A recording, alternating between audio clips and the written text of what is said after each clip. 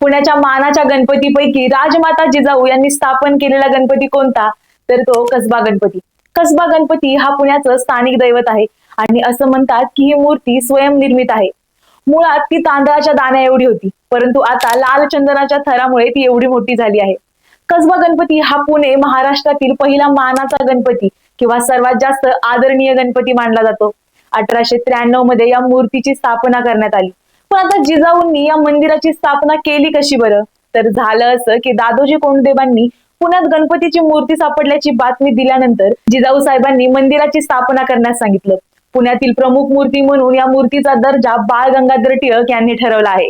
त्यामुळे या गणपतीचं विसर्जन प्रथम केलं जातं. आता अजूनही बरीच वैशिष्ट्ये आहेत कसबा गणपतीची आणि आमच्या लॉंग व्हिडिओमध्ये ती तुम्हाला नक्की पाहायला मिळतील. अशाच माहितीसाठी प्राईम संवाद युट्यूब चॅनलला नक्की सबस्क्राईब करा.